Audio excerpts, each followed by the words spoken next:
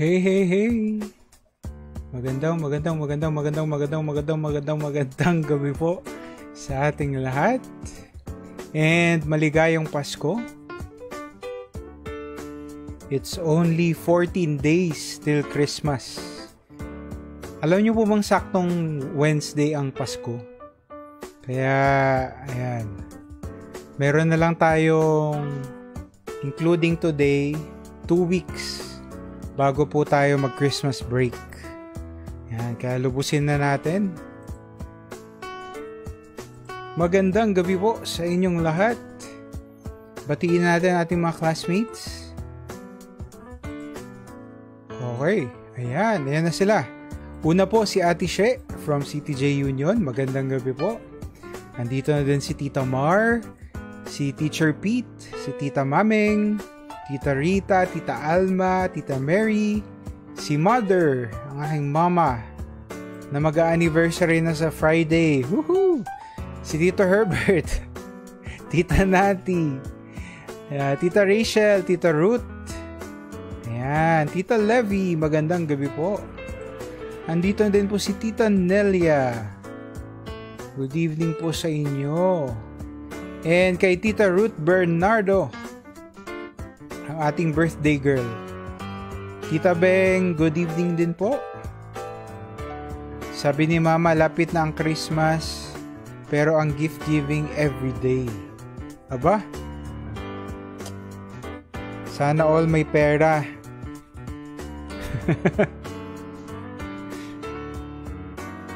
Sige po, kung nandyan po kayo, mag-comment lang kayo. Let us know na kasama po namin kayo ngayon. Magparamdam po kayo.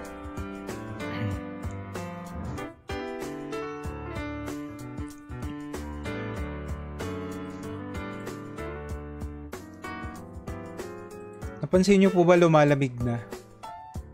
Kailan ba nagsimula? Parang Sabado pa eh. Pero this week medyo ramdam na ramdam. Sumasakit na naman yung katawan ko. Malamig na po ang simoy ng hangin. At hindi lang po para sa mga single.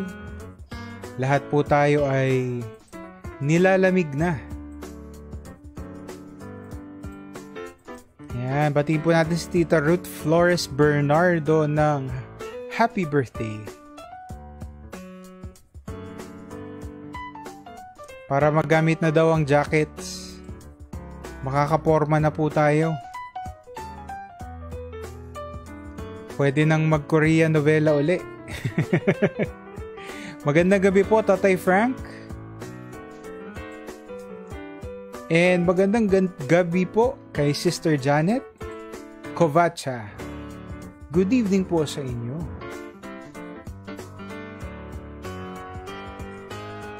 Nag-flicker yung ating ilaw. Sige po, mag-comment lang kayo. Let us know that you're here with us. Bago po tayo dumako sa ating praise and worship. Maganda po yung mga kanta natin ngayon, lalo na yung ating worship song. Di ko alam kung maaalala nyo pa, pero medyo lumang song na po.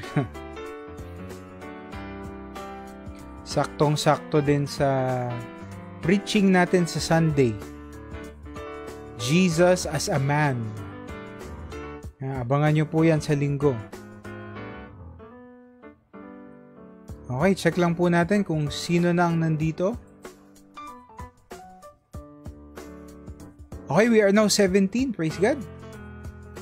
Hintayin lang natin ang konting iba nating classmate para makapagsimula na po tayo.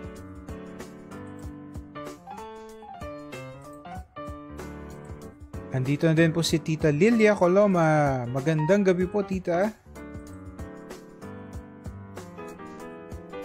It's very, very nice to see you.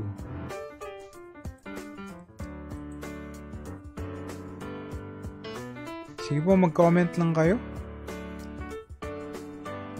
Andito na si Ate Joy.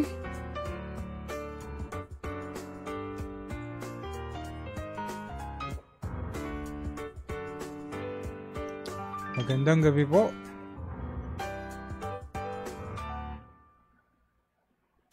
Kumusta po ang inyong magiging Pasko? Kuya Jericho, magandang gabi. Magbabakasyon po ba kayo?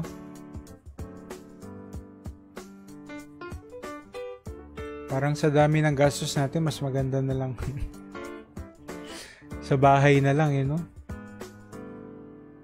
Sino po dito ang mga magbabakasyon sa Pasko? Ako, sana all. Sana all na lang. Si Pastora Phoebe from Aurora. Magandang gabi po, Pastora. Yan. Andito na din si Tita Mary Ann and si Tita Guy. Good evening po sa inyo. Sige, mukhang pwede na po tayo mag-start. Pwede na? Medyo hyper lang no?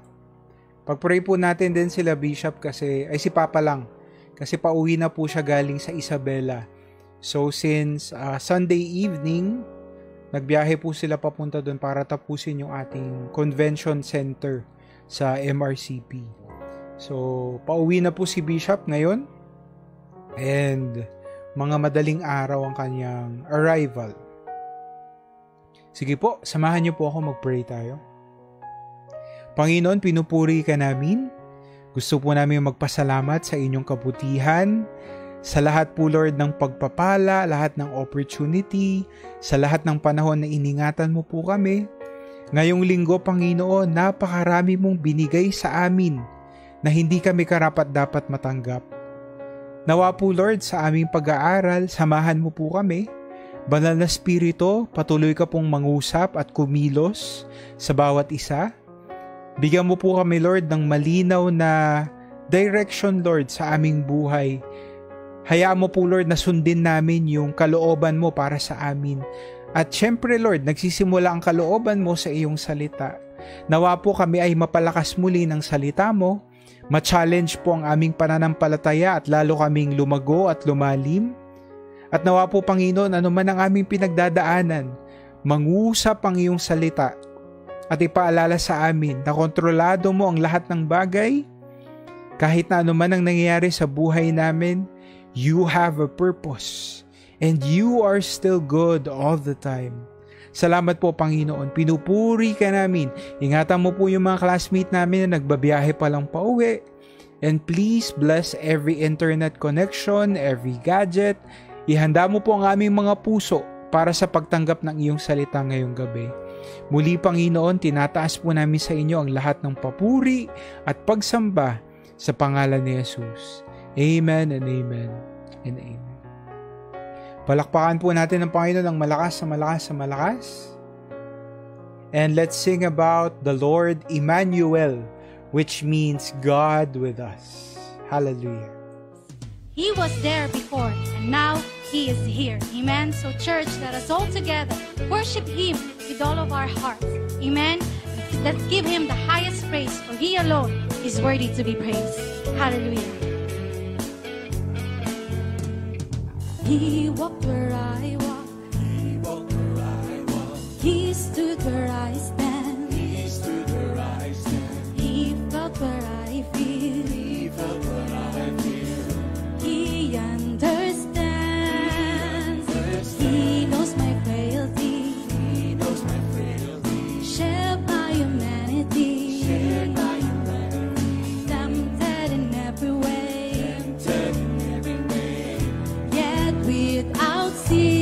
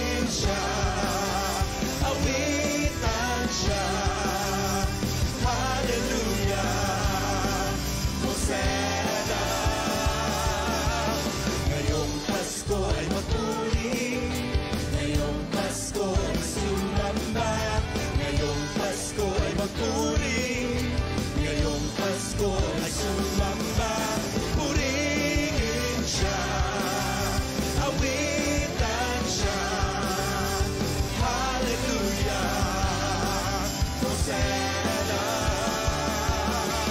Karapat dapat purihin, karapat dapat dakilain, karapat dapat sambahin.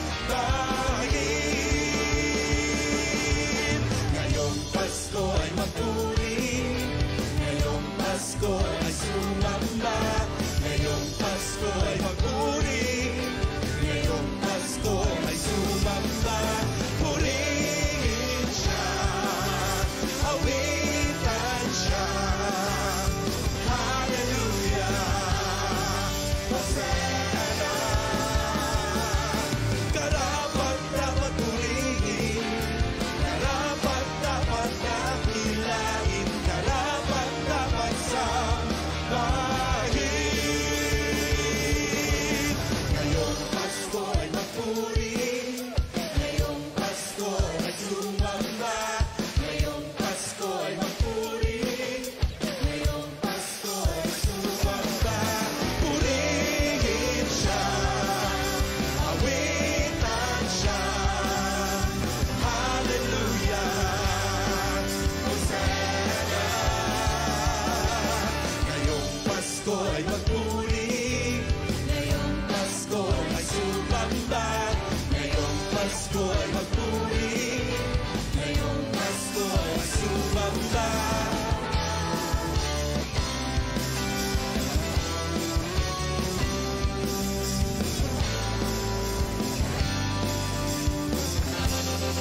Palapakan natin ang Panginoon ng malakas, sa malakas, sa malakas, Pwede sa mo ba malakas. nating isigaw sa buong mundo, buhat sa Pilipinas, maligayang Pasko! Amen. Maligayang Pasko. Meron pa pala. Maligayang Pasko po sa ating lahat. Merry Merry Christmas. At ba't po tayo nagdiriwang ng Pasko? Kasi Emmanuel has come. God with us. Tuwing Pasko po ay inaalala natin ang hindi lang naman kapanganakan ni Jesus, kundi yung katotohanan na ang Diyos ay nagkatawang tao, nabuhay kasama natin, naranasan ang lahat ng ating pinagdadaanan, mga struggle, mga stress. Naranasan po ng Panginoon yan, even to a greater degree. And ultimately, binigay niya ang kanyang buhay para bayaran ang ating mga kaluluwa. So every Christmas, hindi lang po natin sineselebrate yung manger, yung kapanganakan ni Jesus. Hindi lang natin sineselebrate yung gift-giving or yung mga caroling na ang mga una daw pong nag-caroling ay mga anghel. 'Di ba? Sa harap ng mga shepherd when they announced Jesus' birth. But Christmas is more than that. Christmas is about God's love. For God so loved the world that He gave His one and only Son. And whoever believes in Jesus will not perish but have eternal life. Kaya pag Pasko, hindi lang siya puro good news din, because paano nga ba tayo mababayaran mula sa ating mga kasalanan kung hindi mo na pagdadaanan ng Panginoon ang lahat ng paghihirap, lahat ng sakripisyo na pinag-aaralan natin for the past weeks. So medyo interesting na Paskong Pasko, ito ang topic natin. Pero like I said, meron po tayong matututunan kahit po nakakalungkot itong pinag-aaralan natin from the Gospels. Anyway, simulan na po natin. Our topic for tonight is sentenced by Pilate. It's in Luke chapter 23 and Matthew 27. Okay? Simulan na po natin. Luke chapter 23 verse 13. Pilate called together the chief priests, the rulers, and the people. So sabi daw po dito, kung maalala ninyo, hindi pwedeng magsentensya ng kamatayan, specifically kamatayan through crucifixion, ang mga Hudyo. So they have their Jewish council. We call that the Sanhedrin. It was composed of Pharisees, Sadducees, iba-ibang klase ng religious leaders. At sila madalas yung nagde-decide sa mga ganitong matters in Israel. Pero, yung judiciary power na magsentensya ng kamatayan through crucifixion, wala po sa kanila. Tinanggal yun ng mga Romano. And besides, yung crucifixion naman was in the first place a Roman way of execution. So para po talaga sa mga Romano yun. Now, napag-aralan na natin to pero gusto ko lang ulitin. Bakit importante na makrucify si Jesus? Sa side po ng mga religious leaders, ayaw kasi nila na sila yung makita na nag-execute kay Jesus. Alam nila na sikat na si Jesus. Alam nila na maraming mga supporter itong si Jesus. So kailangan medyo tuso, medyo patago sila na ipapapatay si Jesus. So ang nakita po nilang paraan is that the Romans, sila po yung mag-execute kay Jesus. Now, pangalawang reason, although ito ay hindi naman alam ng mga priest, pero ito po ay nakatala. Ito ay prophesied. Even Jesus himself nagsabi na mamamatay po siya while he was being raised up. Itataas siya habang siya ay mamamatay. So, literally, ganun po yung mangyayari sa kanya when he would die on the cross. Isa pa pong reason was that merong Old Testament prophecy na ang Messiah ay hindi magkakaroon ng kahit anong bali sa kanyang buto. His bones wouldn't be broken. So that means, hindi pwede yung Jewish form of execution na iso-stone to death si Jesus. Kailangan talaga yung mga Romano ang mag-execute dito kay Jesus. So, because they didn't have judiciary power, kailangan nilang sumangguni kay Pilato. Ang una nilang nilapitan si Pontius Pilate kasi siya po ang governor ng Judea kung nasaan ng Jerusalem. And then si Pilate, natagpuan niyang inosente si Jesus. So ayaw niya nung ganitong komplikadong sitwasyon. What did he do? Transfer po niya kay Herod. Now, as we all know, last week pinag-aralan natin, binalik naman sa kanya ngayon ni Herod si Jesus. So this was the second time that Jesus was brought before the Judean governor. Despite wanting to avoid this complicated situation by transferring the Messiah to Herod of Galilee, kasi nga sa Galilee daw po unang nag-aklas si Jesus according to the religious leaders. So si Herod yung in charge doon. Pontius Pilate still ended up being the one that would decide Jesus' fate. Naipasa pa rin sa kanya sa huli. Aside from the religious leaders and elders, a lot of Jews, the people, sabi sa text, were present for this sentencing hearing. So basically, ito na po yung huling pagdinig sa kaso ni Jesus. News of Jesus' trials must have reached most of the people in Jerusalem. Kung maalala po ninyo, 6 na beses na po siyang trinay. Ano bang Tagalog ng trial? 6 na beses na siyang dumaan sa paghuhukom. Yung unang 2 doon ay patago. Hindi sila official. Tapos yung pangatlo, yung official trial ng mga Jews. And then yung sumunod na 3, were in front of the Roman governor. So, 6 na beses na siyang sinusulit. 6 na beses na siyang ano nga bang Tagalog ng try? Tina-trial. Anyway, yung bali-balita po tungkol dun, malamang kumalat na sa buong Jerusalem. And the people were very curious about what would happen to Jesus. So looking at the next verses, it also seemed that the crowd was filled with Jews that the religious leaders had persuaded to their side. It's very possible na marami dito sa mga taong ito, sa mga Hudyo na ito, ay nakakontsaba na ng mga religious leaders.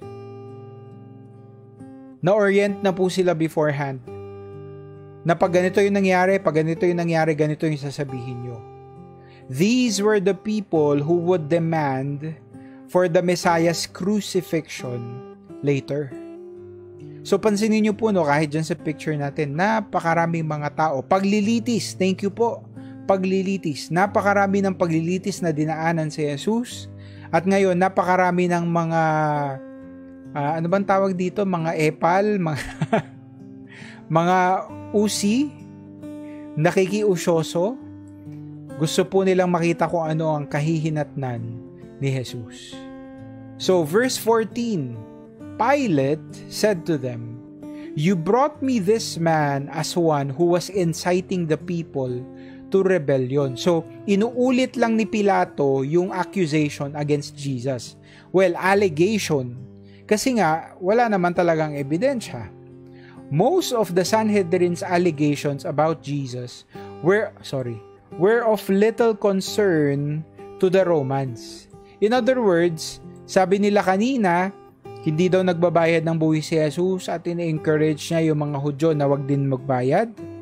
And then sabi din nila, according to them, na dinedeklara ni Jesus na siya ay hari.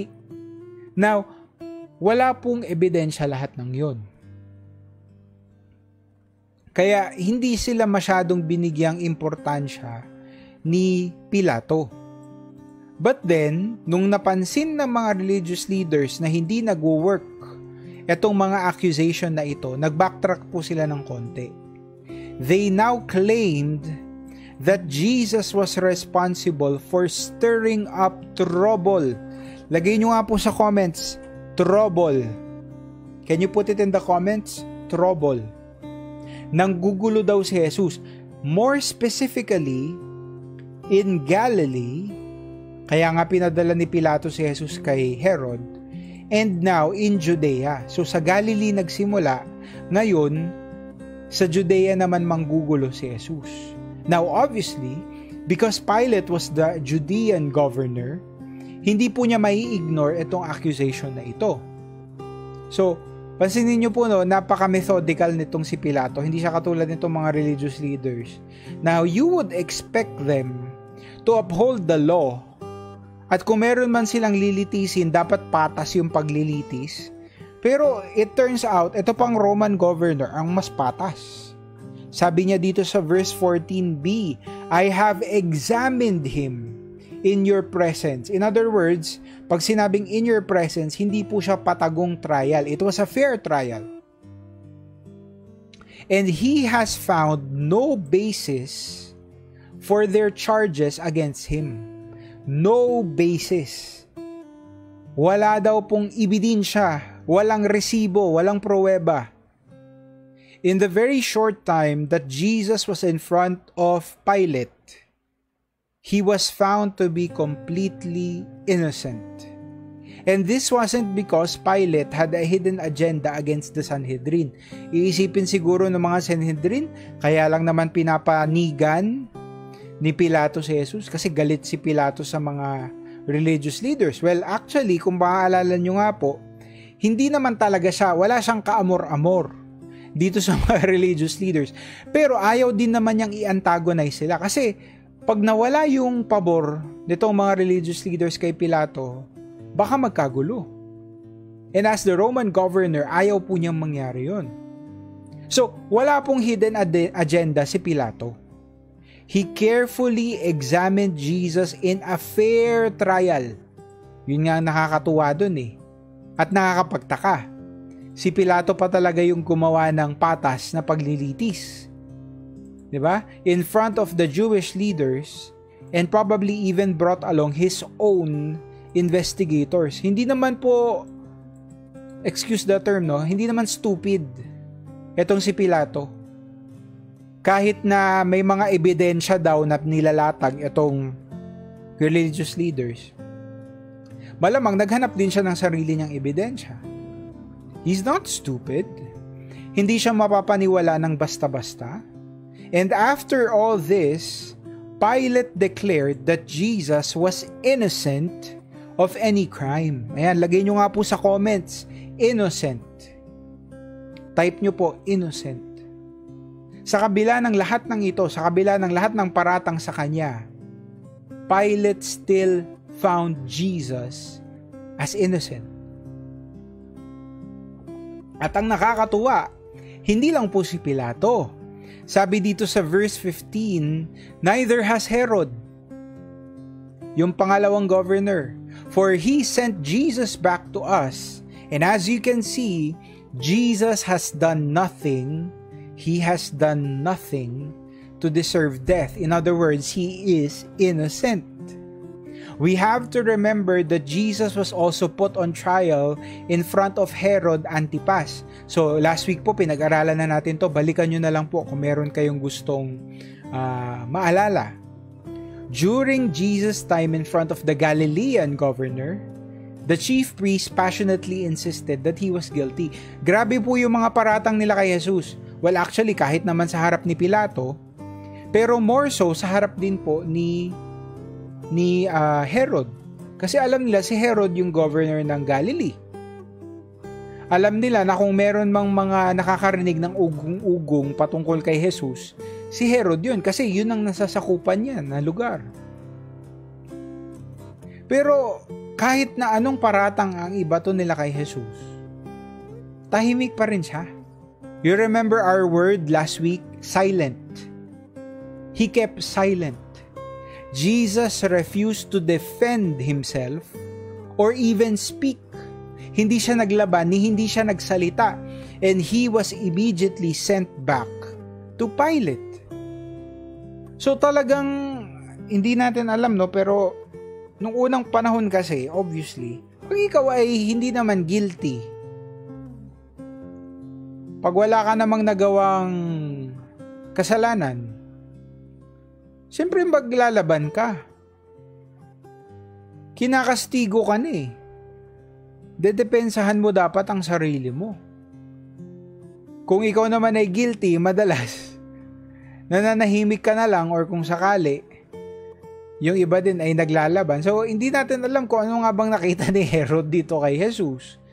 Pero siguro, katulad ni Pilato, humanga itong si Antipas dahil nanahimik si Jesus. Hindi siya umalma, hindi niya dinipensahan yung sarili niya. Of course, we all know na nalaman na ba na din ni Herod Antipas yung sentensya ni Pilato na nakita niyang inosente si Jesus. So, he probably took that into consideration. Pero sa kabila ng lahat ng ito, hindi siya naglaban si Jesus. Hindi siya naglaban. Hindi siya nagsalita. And both Roman governors knew that Jesus was not a threat to the peace and didn't deserve crucifixion. Lagay nyo nga po sa comments, threat. Lagay nyo po sa comments, threat. Pag sabihin ng threat, banta. Hindi siya banta, hindi siya delikadong tao. Katulad ng ina-allege nitong mga religious leaders, Jesus was not just innocent, but he was a harmless man. He was not a threat. Verse 16, therefore, I will punish him and then release him. Pansinin niyo po ito, no? Medyo kakaiba. Ini-insist ng mga religious leaders na meron silang ebidensya. Ini-insist nila na guilty si Jesus. Pero dalawang Roman governor na ang nagdesisyon. Hindi siya guilty. He was innocent. So ang naging tugon ngayon ni Pilato, I will punish Jesus and then release him. What's interesting here is kung iniisip niya talaga, kung naniniwala siyang inosente si Jesus, ba't kailangan parusahan siya? And Pilate did not suggest a light punishment for Jesus. Hindi po simpleng kaparusahan, hindi siya pagagalitan lang, hindi papaluin lang yung kanyang kamay or something. It wasn't a light punishment. Because the Romans usually scourged criminals. Ano po bang ipagsabihin ng scourge?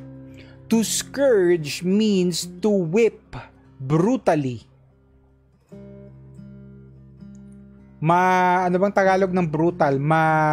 Malala or marahas na paglalatigo. The blows came from a whip with many leather strands Hindi po siya parang latigo na iisa lang. Para siyang yung, familiar tayo mga Pinoy kasi nakita na po natin yan sa penitensya, di ba? Yung ginagamit po nila na pangpalo sa likod nila. Parang ganun po yung itsura. Meron siyang, para siyang walis na marami siyang strands and hindi lang po siya leather. But each strand had sharp pieces of bone or metal at the end. So, you can imagine, masakit po siya pag tumusok. Kasi hindi lang siya leather, hindi lang siya latigo, para din siyang maliliit na kutsilyo. Ayan, tingnan nyo po yung picture natin, no?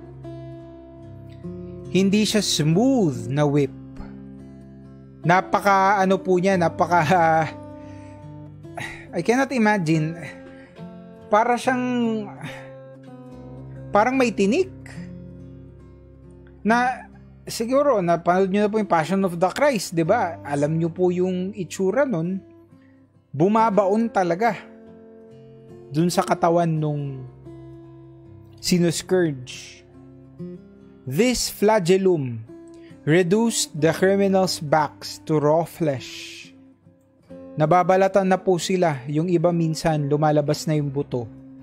With some of them even dying from the pain, ganun kasakit na hindi na po sila umaabot ng krus. Namamatay na sila dun sa mismong scourging. So now, balikan natin yung tanong natin kanina. Inosente si Jesus, di ba? Kung iniisip niya na inosente, kung iniisip ni Pilato na inosente si Jesus, ba't niya kailangan parusahan? Jesus was innocent and didn't deserve such punishment. Pero sa utak ni Pilato, he knew that this could actually work in his favor. Posibleng maging good news pa ito kay Jesus. Kasi pag nakita ng mga tao na siya ay binugbog, siya ay duguan, siya ay sugatan, baka maawa sila kay Jesus. At pagbigyan na siya, palayain na talaga siya. Kasi alam naman ng mga religious leaders na inosente siya eh. Walang bearing yung mga paratang nila kay Jesus. So they know na inosente siya. Naisip ngayon ni Pilato, he would appeal to their humanity. He would appeal na baka maawa po sila kay Jesus. Kaya pinabugbog niya at pinalatigo niya si Jesus. Can you imagine? Inosente kang tao pero dadaan ka dito para lang mapatunayan yung innocence mo. Grabe, no? Kahit siguro sa panahon natin, medyo nakaka-relate tayo kasi may mga tao din na ganyan eh. Inosente sila. Pero sila pa yung nahirapan, sila pa yung nagpatunay ng kanilang innocence.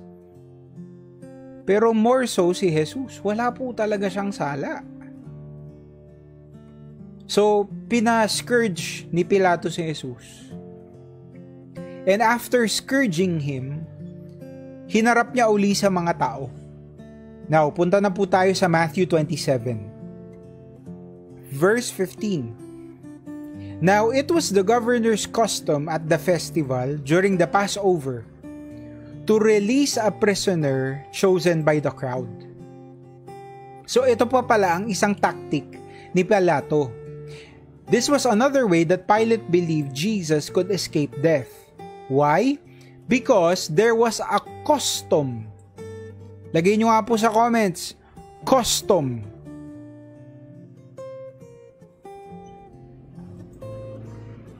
Lagay nyo po sa comments, custom.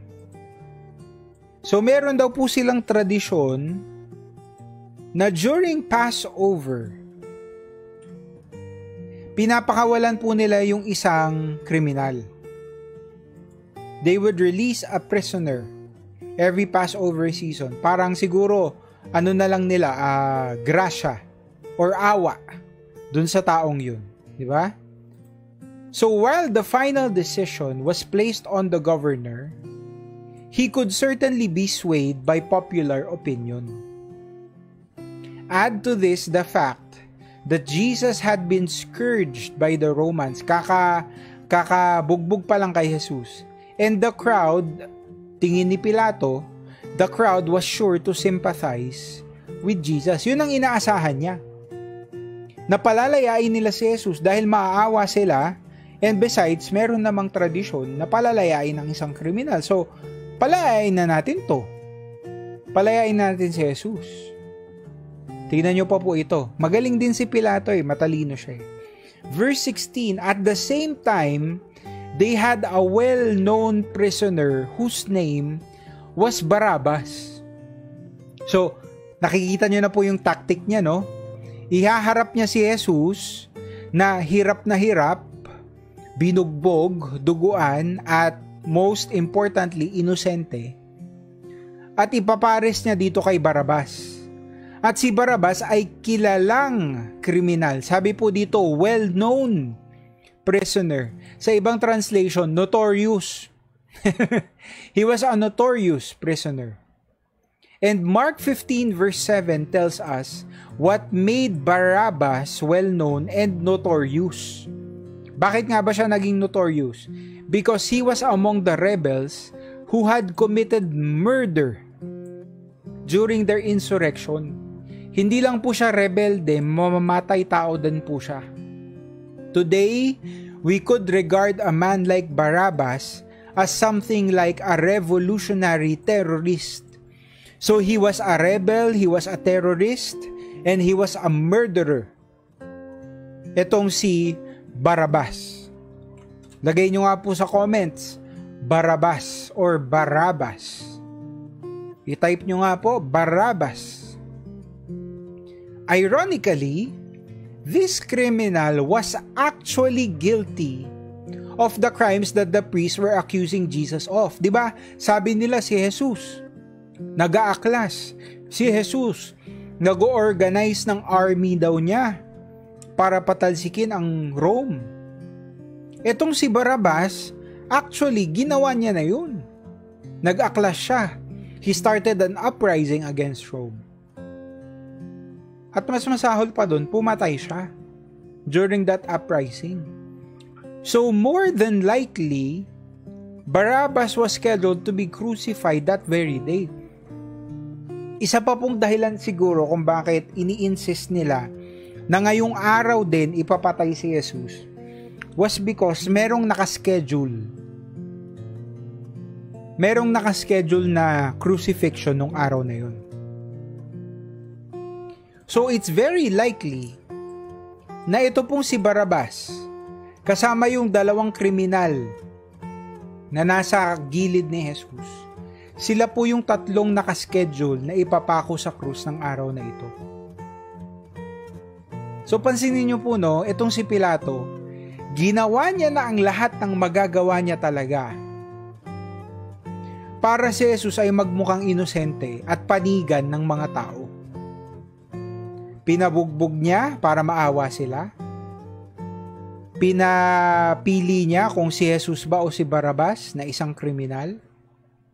At kilalang kriminal, notorious na kriminal to si Barabbas at malamang nakaschedule siyang ipapako ng araw na ito. So basically, anong mawawala kung si Barabbas ang ipapako nila at palayain nila si Jesus? Pansinin niyo po. Gusto talaga ni Pilato na makalaya si Jesus. Na nakakalungkot kasi yung mga Hudyo, sila pa yung gustong magpapatay kay Jesus. Kapwa nila Hudyo. Verse 17, so when the crowd had gathered, Pilate asked them, which one do you want me to release to you? Pinapapili po sila, Barabbas or Jesus who is called the Messiah? Barabbas or Jesus? Parang obvious naman, no? Barabbas or Jesus? Since the religious leaders were claiming that Jesus was a rebel, Pilate offered Barabbas, a true insurgent. Naghahanap kayo ng rebelde? Eto, totoong rebelde ito. Now, did you know, may gusto po akong i-share sa inyo, that this criminal was also identified as Jesus Barabbas? Sa NIV version po, no? Kung meron po kayong mga Bible, lalo na kung updated po yung NIV nyo, makikita nyo doon na isa po palang pangalan ni Barabbas was Jesus. Can you imagine? He shared the same given name as Jesus of Nazareth. Jesus Barabas ang totoong pangalan, ang complete name ni Barabas. Now, magtataka kayo, bakit kaya siya tinawag na Jesus? Kasi yung name na Jesus was a common name. Marami pong mga taong may pangalan ni Jesus. Kaya nga po, pag si Jesus ay ina-identify ng mga priest, lalo na when they wanted to convict him, kailangan sabihin Jesus of Nazareth.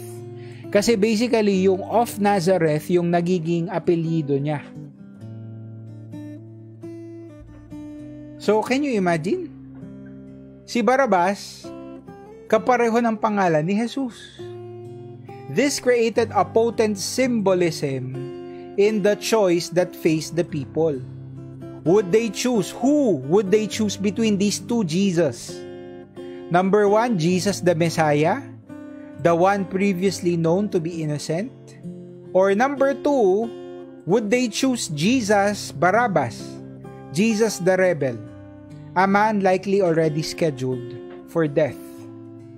The choice of who was more deserving to be released seemed to be an obvious one. Di ba obvious naman? Dapat si Jesus ang palayain. Who in their right minds would want to set a notorious rebel and murderer free? Sino ang nasa tamang pag-iisip na gustong palayain itong si Barabas? So yun ang binabangkuhan ni Pilato. Yun ang dahilan kung bakit kinailangan itong mga theatrics na ito. Kasi gusto niya talagang palayain si Jesus. Verse 18, For Pilate knew that it was out of self-interest that the priest handed Jesus over to him. Alam ni Pilato, again, he's not stupid. He could see through the obvious vendetta of the religious leaders. Pwede po bang ilagay nyo sa comments? Vendetta. Ilagay nyo po sa comments, vendetta.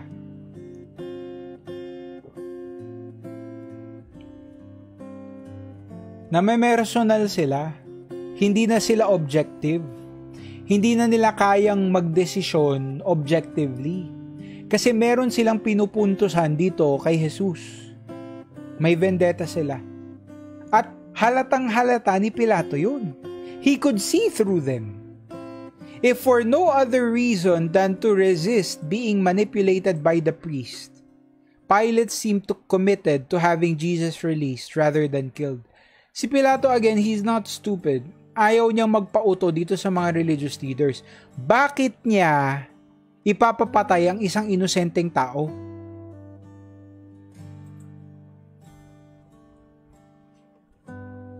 Pag umabot itong balita na ito sa Rome, na merong inosenteng tao na namatay under his watch, mapapagalitan po si Pilato, obviously. Because they were supposed to be fair. Yes, sinakop nila ang bayan ng Israel. Yes, basically, sa kanila na nagbabayad ng buwis at dahil doon sila ang hari, sila ang governor ng bayan ng mga Hudyo. Pero kailangan maging patas pa rin sila sa mga Hudyo. Yun ang makikita nating hallmark din ng Roman Empire. Kahit na sabihin natin may mga kurakot din naman na mamumuno, kahit saan naman, di ba? Pero for the most part, patas po itong mga Roman government. Binibigyan nga nila ng autonomy yung kanilang mga sinasakupan eh. In other words, hinahayaan nilang magdesisyon sa mga maliliit na bagay kasi in the end, ang ayaw na mga Romano ay pag-aaklas. Ayaw nila ng chaos, ayaw nila ng disorder. So itong si Pilato, ayaw niyang magmukha na mahina siya or nagpauto siya sa mga religious leaders kasi sasabihin ng mga Romano, teka, inosente yang si Jesus ha. According to all evidences, wala siyang sala. Bakit mo siya pinapatay? Di ba?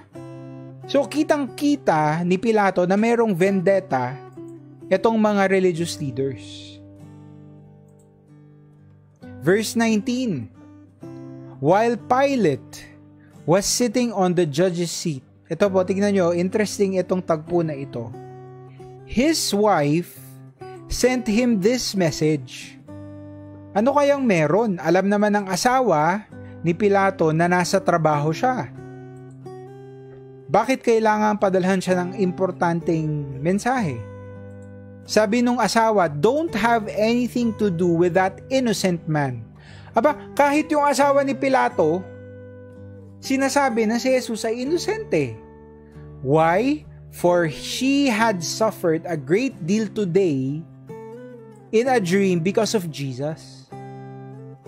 In other words, kanina pa daw po, pagising pa lang ng asawa ni Pilato, bothered na siya, disturbed na siya. Kasi nanaginip daw po siya patungkol kay Jesus.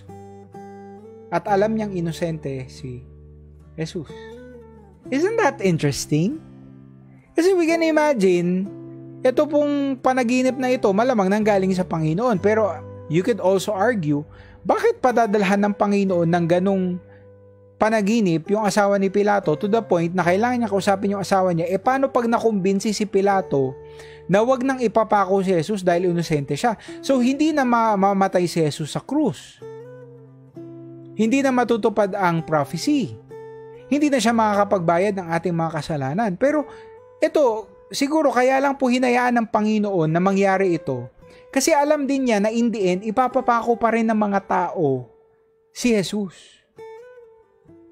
Pero, kaya niya hinayaan na managinip ng ganyan yung asawa ni Pilato para i-emphasize na ganun nakatigas yung puso ng mga Hudyo na ang dami na sanang naging sagabal. Ang dami nang naging pagkakataon na ipalayain si Jesus pero hindi pa rin nila kinuha yung pagkakataon. They still insisted on crucifying Jesus. Diba? So as Pilate sat on the judge's seat, he was struggling to give Jesus the justice that he deserved. All the evidence pointed to Jesus being innocent, but the governor was also feeling the pressure from the Jews. Now, in addition to all this, Pilate also had an additional and very unique messenger.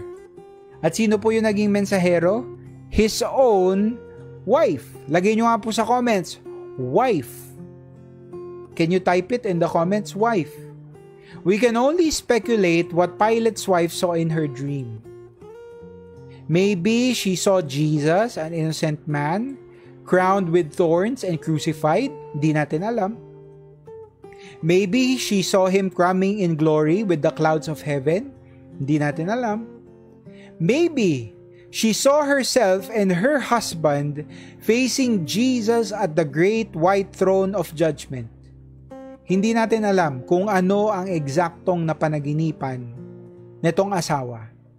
All we can be sure of is that this vision of the Messiah made her suffer painful emotions. Kanina pa daw po siya nagdurusa and she probably woke up extremely disturbed. Nabother po siya. The fact that she had to interrupt her husband's judiciary duties just to deliver this message meant that the dream truly bothered her. Ganun na lang po yung significance ng panaginip para sa asawa ni Pilato na kinailangan niyang kausapin or padalhan ng mensahe yung kanyang asawa. Alam naman niyang nasa sentencing hearing eh. Alam naman niyang busy. Pero ganun ka-significant para sa kanya yung panaginip. So ano kaya yung panaginip na ito? Hindi natin alam. Sa langit na lang po siguro malalaman natin pag reveal na ng Panginoon ang lahat. But for now, we can only speculate. Sabi dito sa verse 20, but the chief priests and the elders, di ba? Despite all of the times na posibleng palayain si Jesus, ngayon meron pang divine messenger, divine dream. But the chief priests and the elders persuaded the crowd. They persuaded the crowd to ask for Barabbas and to have Jesus executed. Alam ng mga religious leaders yung pinakamagandang paraan to influence Pontius Pilate. At hindi po yun sa pamamagitan ng kanyang fair judgment of Jesus. Hindi din yun sa pamamagitan ng kanyang asawa. Hindi nga siya sa pamamagitan ng mga sinasabi ng religious leaders. Kasi ilang beses na silang nagsabi patungkol kay Jesus, hindi naniniwala si Pontius Pilate. But they knew that the best way to push Pilate in a certain direction was through the voice of the crowd. Alam nila na si Pilato takot na takot sa mga tao. Kahit na hindi siya ganun kaamo, wala siyang kaamor-amor, Wala siyang kaamor-amor, wala siyang affection masyado sa mga Hudyo. In fact, he was actually very pragmatic, he was very cold, and some would say heartless. Pero pag merong sign na mag-aaklas na ang crowd, natatakot na siya, umaatras na siya. Sabi dito sa verse 22 ni Pilato, "Which of the two do you want me to release to you? Si inosenteng Jesus o etong guilty na Jesus?" And then they answered, "Jesus Barabbas." Yung guilty, si Barabbas. Now there's an old Latin saying, sabi po doon, vox populi, vox Dei. Vox populi, vox Dei. Sabihin nyo nga po sa comments, vox. Sabihin nyo po sa comments, vox. Ano po ibig sabihin ng vox? Di ba magpapasko na? Diyan tayo naglalagay ng regalo. Di ba? Sa vox.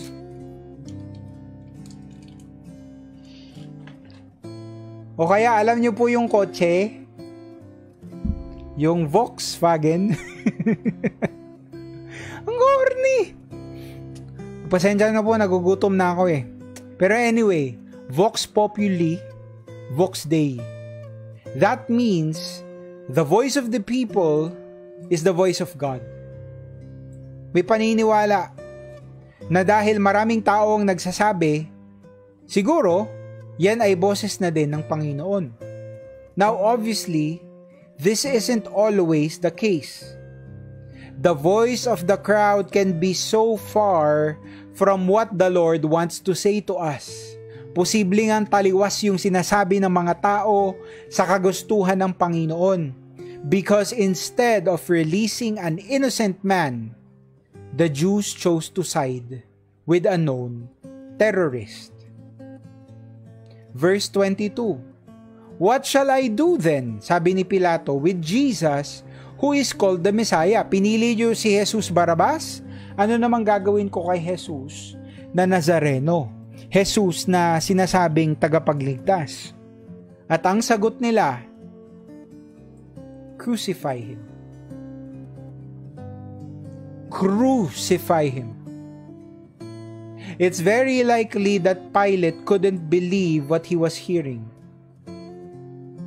He had tried his best to present Jesus in a good light, even going so far as putting him beside the notorious Barabbas.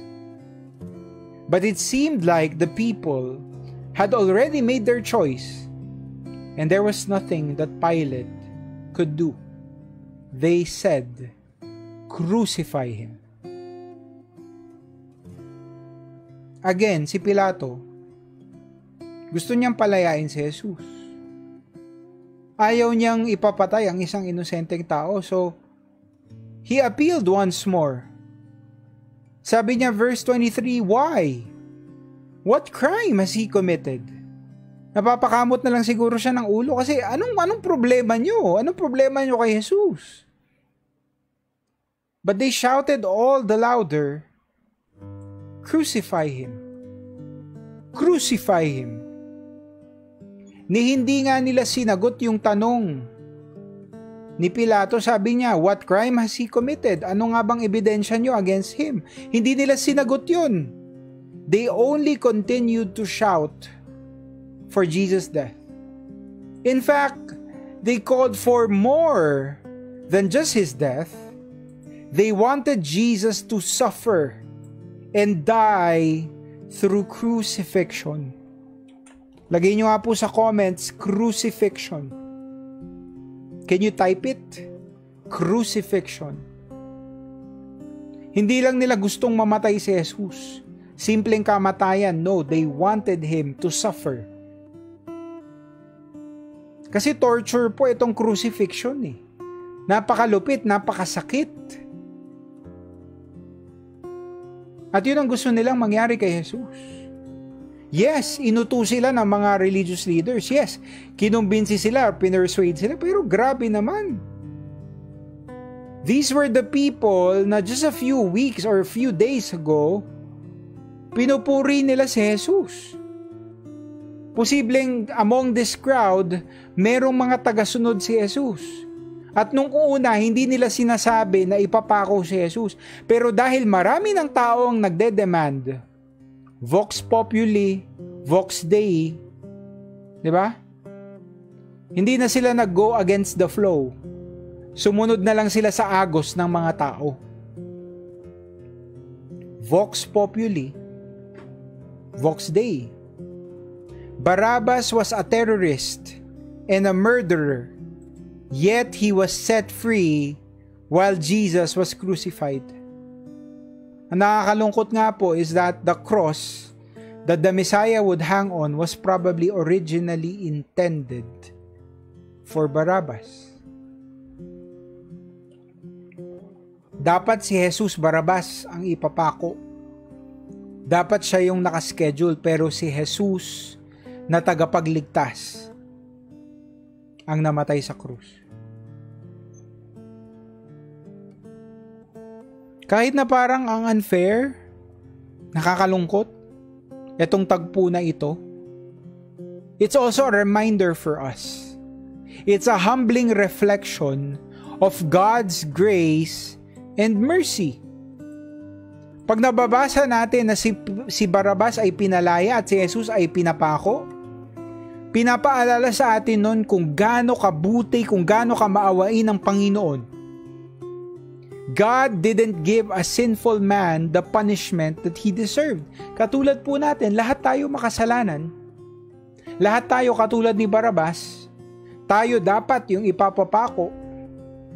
But instead, all of the suffering was heaped on His precious Son, who was innocent on all counts. Diba? Pinapaalala sa atin ng tagpo na ito na hindi talaga tayo karapat-dapat ng pagmamahal ng Panginoon. Pero purihin ang Diyos dahil hindi nakasalalay sa atin ang kaligtasan natin. Nakasalalay ito sa awa ng Panginoon. Nakasalalay ito sa sakripisyo ni Jesus. Minahal tayo ng Panginoon sa kabila ng kabuktutan natin. Pinatawad niya tayo sa kabila ng rebellion natin. Katulad po ni Barabbas, rebelde din po tayo. Nagrebelde tayo sa Panginoon eh. Pinanganak tayo with a sinful nature. Pinanganak tayo, we are in rebellion against God. Nagkakasala tayo eh. Pero grabe na lang ang pagmamahal ng Panginoon. Amen? Amen po ba? Grabe na lang ang pagmamahal ng Panginoon. Grabe ang awa at biyaya ng Diyos. Tayo po si Barabbas. At si Jesus yung naging substitute para sa atin. Verse 24. When Pilate saw that he was getting nowhere, hindi niya na makumbinse, and that instead an uproar was starting. Umaalma na yung mga tao, nagiging unruly na sila. He took water and washed his hands in front of the crowd. Hinugasan po niya yung kanyang kamay. Diba? Syempre, ano po ba ang imahe ng paghuhugas kamay? Kasi kahit sa atin po, familiar tayo sa konsepto na yan eh. Pag merong isang tao, tignan nyo po yung picture, no? Si Pilato literally, hinugasan niya yung kanyang kamay. Pero sa panahon natin, pag merong tao na quote and quote, naguhugas kamay. Ano pong ibig sabihin nun? Pag naguhugas kamay ka, sinasabi mo na wala akong sala dyan. Kayo na yan. Wala akong kasalanan dyan. Ganon din po yung itsura at pahiwatig ni Pilato. I am innocent of this man's blood. Ginawa ko na ang lahat para palayain siya, pero decision nyo yan. It's your responsibility. Nakakalungkot nga lang again na yung isang Roman governor pa ang gustong magligtas kay Jesus. Pero again, lahat po ng ito kailangan mangyari. Lahat ng ito ay parte ng plano ng Panginoon. Despite his attempts to save the Messiah, Pilate was still more afraid of an uprising among the people. Nagwa-wild na yung mga tao eh. So what did he do? He washed his hands. Lagay nyo nga po sa comments, washed. He washed his hands, symbolizing that the situation was out of his control and that he was leaving the responsibility to the people. Sabi niya, it's your responsibility. Pilate knew that Jesus was innocent, but his hands were tied. It wasn't just that the crowd preferred Barabbas. They were actually aggressively demanding that Jesus be put to death. And so, the Judean governor conceded and washed his hands in front of them. Nung hinugasan niya yung kamay niya, sabi niya, hands off na ako dyan. Hands off na ako dyan. Kayo na yan. At anong naging reply ng mga tao? Tignan niyo po ito. Verse 25. All the people answered, His blood is on us and our children. Sabi ni Pilato, kayo nang responsable dyan ha. Sabi nila, oo, alam namin. Ito ang dugo nitong si Jesus nasa amin at nasa anak pa namin. But dinamay pa yung mga anak.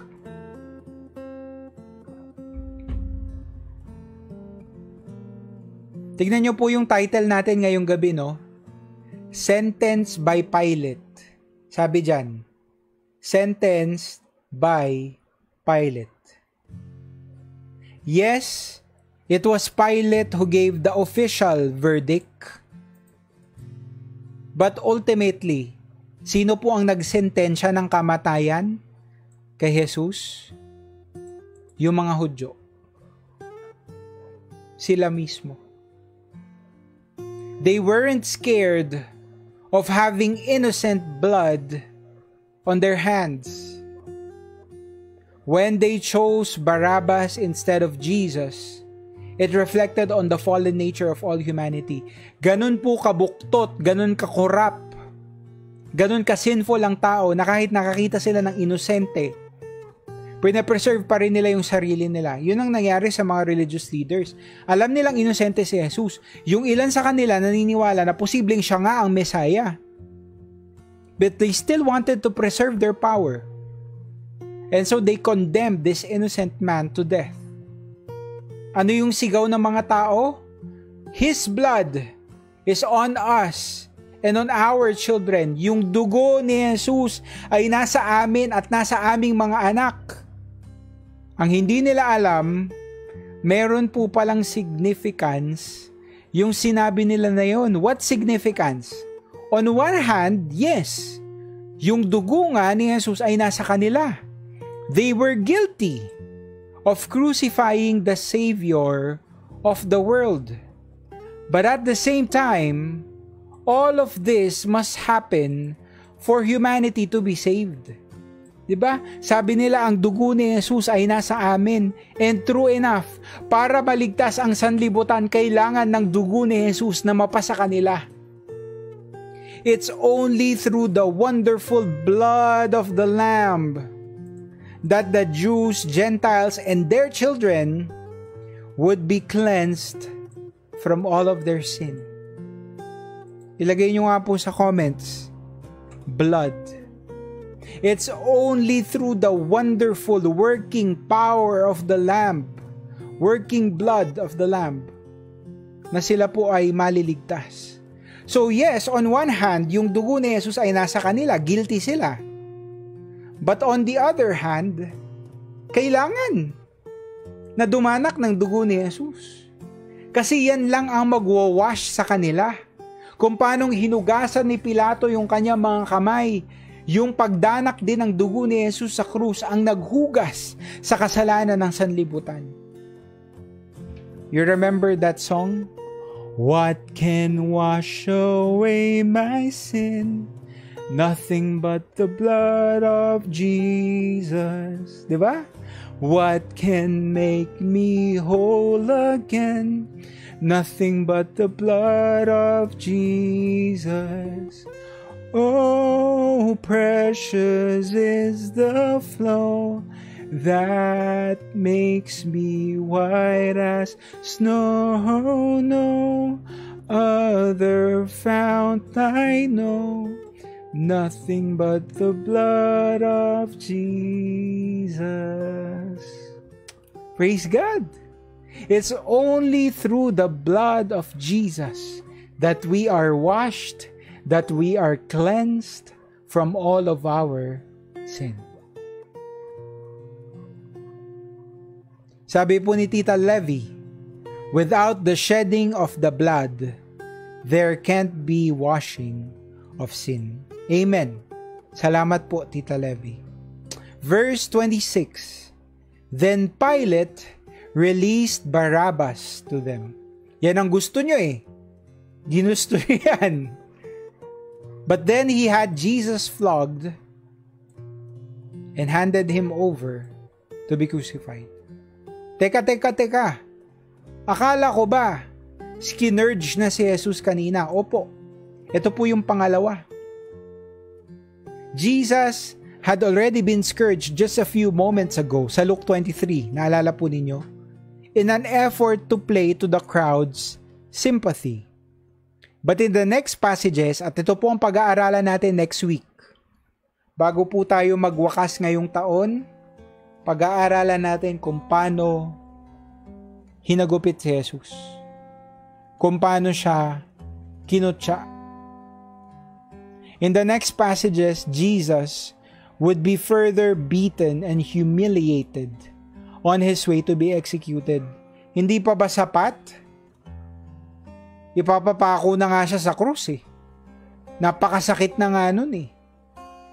Hindi pa ba sapat? He was scourged. He was beaten just a few moments ago, pero hindi pa po sapat. Kasi pahihirapan pa siya. And despite the unfairness and brutality that Jesus endured, napakalupit, we have to remember that the Lord's plan was being fulfilled through all of this. Kailangang mangyari ito. God's only begotten Son must die as the spotless sacrificial lamb. And take note, He didn't deserve all of this suffering. Inosente siya. Pero hindi din naman niya ito pinagdaanan ng parang wala siyang kapangyarihan or helpless siya. Actually, Jesus had all the power in the world. He was the Son of God. He had a lot of angels on his side.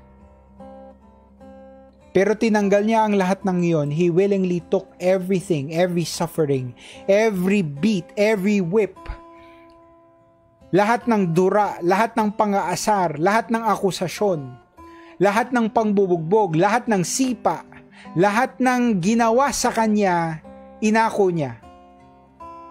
At ginawa niya yon willingly. Hindi siya napilitan, ginawa niya yon dahil gusto niya. Because He wanted to save us from our sins. And so next week, yan po ang ating pag-aaralan. Bago po tayo magwakas sa ating midweek for 2024.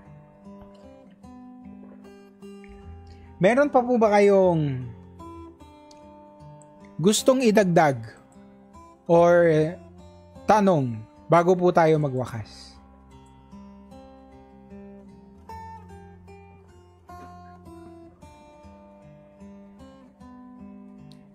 Sige po, pwede nyo pong ilagay sa comments.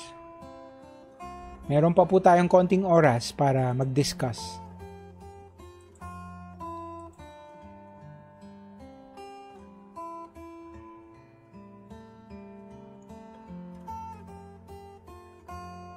Nilalamig ako pero pinagpapawisan ako.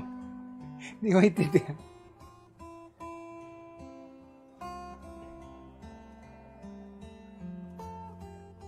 Okay na po? Wala na tayong gustong pag-usapan pa?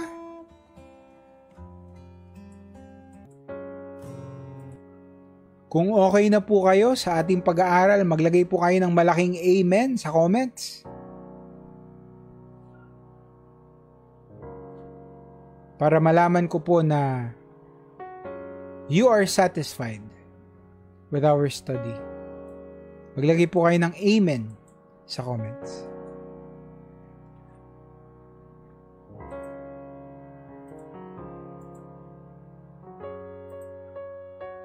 Ayan. Amen, amen, amen. Praise God. Salamat po sa lahat ng classmate natin. Sabi ni Tatay Bing, kailangan pagdaanan ni Jesus ang hirap dahil yon ang nasusulat. Yon ang nasusulat. Amen.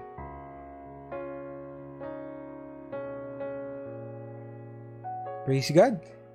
Sige po, mukhang okay na tayo at ready na tayong manalangin. Samahan niyo po ako and let's pray. Panginoon, pinupuri ka namin. Muli, salamat po sa inyong dakilang sakripisyo na kahit hindi po kami karapat-dapat sa pagpapatawad nyo at hindi din po kayo karapat-dapat na pahirapan ng ganyan. Pero salamat po dahil ngayong gabi pinaalala mo sa amin that you willingly took on everything. Hindi ka napilitan, hindi naman sa wala kang kapangyarihan, pero kusa mo pong pinagdaanan ng lahat ng ito para bayaran ang aming mga kasalanan. At dahil doon nagpapasalamat po kami, Panginoon. Hindi matatapos ang papuri at pasasalamat namin sa iyo dahil napakabuti mo po sa amin kahit hindi kami karapat-dapat. Ngayong gabi, Lord, dumalapit po kami sa inyo, patawarin mo po kami, linisin mo kami, gawin mo kaming karapat-dapat na lumapit sa harapan mo. Hindi dahil sa sarili naming righteousness, but because of your sacrifice on the cross, because of your blood, we have been washed clean. Salamat po, Panginoon. Pinapanalangin ko po ngayong gabi ang lahat ng classmate namin na nandito. Ingatan mo po sila, palakasin mo sila, pagpalain mo sila. Ano man, Lord, ang kanilang pinagdadaanan, ipaalala mo po na makapangyarihan ka at wala pong imposible sa iyo. Ngayong gabi, Lord, kami po ay mamamahinga, kami ay magre-relax because we know that you are in control of everything that is happening in our lives. Kaya hindi po kami kailangan mag-worry, hindi kami kailangan mag-alala at mag-atubili. Dahil alam naming mahal na mahal mo kami, Panginoon. Ingatan mo po si Bishop na nagbabiyahe pa uwi. Ingatan mo po lahat ng classmate namin na nagbabiyahe pa uwi. At lahat po na may pinagdadaanan ngayong linggo, bigyan mo po sila ng masarap na tulog dahil alam nila na kontrolado mo ang sitwasyon nila. Salamat po, Panginoon, binabalik namin sa iyo ang lahat ng papuri at pagsamba sa pangalan ni Jesus. Amen and amen and amen. Praise God! Meron po tayong konting mga announcement bago po tayo magwakas. Huwag po muna kayong aalis kasi importante pong marinig nyo ang mga ito. Number 1, meron pong Joyland Christmas Party sa Sunday. During our service po yan, 10 o'clock. Ang kanilang exchange gift ay 150 pesos. And we are encouraging the parents na magdala po kayo ng mga small token. Hindi naman po kailangan sobrang mahal, pero let's bless our teachers. Kahit mga konting candy, mga ganong konting keepsake para po sa kanila. Now, meron pong spaghetti na isoserve ang Joyland, pero pwede po nating dagdagan yung food na mga usual party foods para sa mga bata. So, sa Sunday na po yan. And then next week, on Tuesday, simula na po ng ating simbang umaga. Woohoo! Palakpakan! Ayan.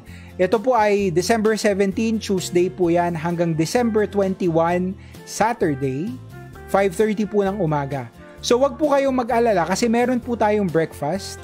Sa mga papasok po ng trabaho, meron po tayong paalmusal. At sa mga hindi naman po makakapunta sa ating simbang umaga, okay lang din po dahil ila-live stream natin dito sa page yung ating simbang umaga.